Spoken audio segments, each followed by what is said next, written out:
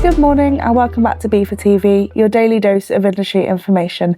Today's episode is once again What the Papers Say, and we're joined by Ian Matheson for this week's headlines. So Ian, thank you so much for joining us this morning. What have you got for today's episode? Well, Brooke, shall we start at Dover? Yeah, can do. The port issued a warning over the EU's entry-exit system. Most HGV drivers won't actually need to register, of course, because many of them hold EU passports. Mm-hmm. But the concern seems to be that freight could still end up stuck behind thousands of holidaymakers undergoing the new biometric checks. And just how significant is this risk? Well, according to Port of Dover, it's a genuine supply chain concern. The issue doesn't appear to be the paperwork for hauliers themselves. It's congestion.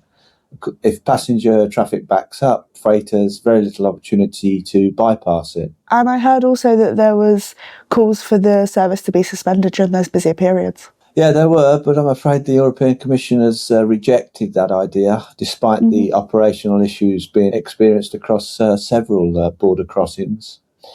Instead, the focus is on improving staffing and refining the technology rather than suspending implementation.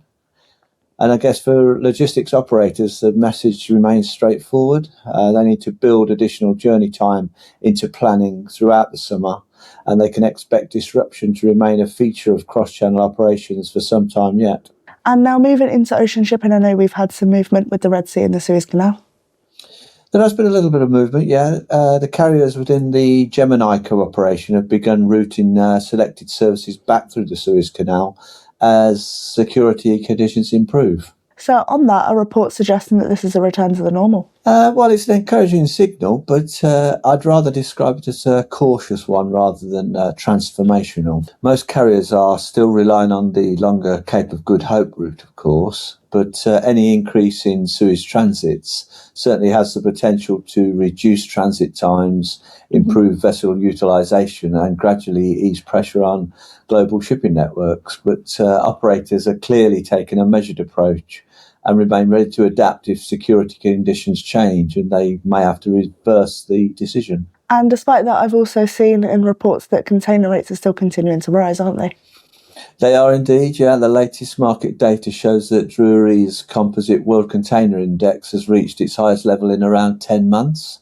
Meanwhile, schedule reliability remains under pressure as congestion worsens across major container ports. And I've read that port congestion is now at its highest level for 4 years. And what would you say is driving that?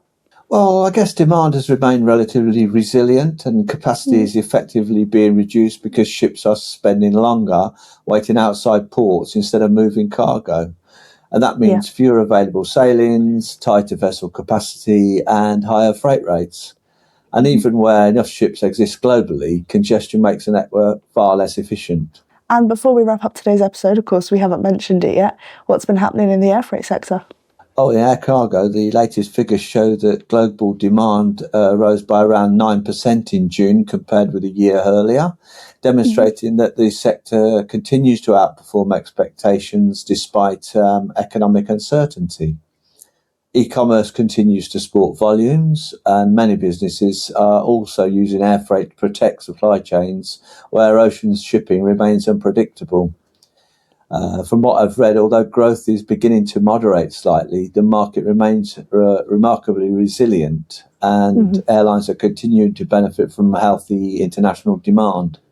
Well, it's definitely a mixed picture and a lot for our members to think about from this episode, though. Thank you for joining us this morning, Ian. No problem, Brooke. It's always a pleasure.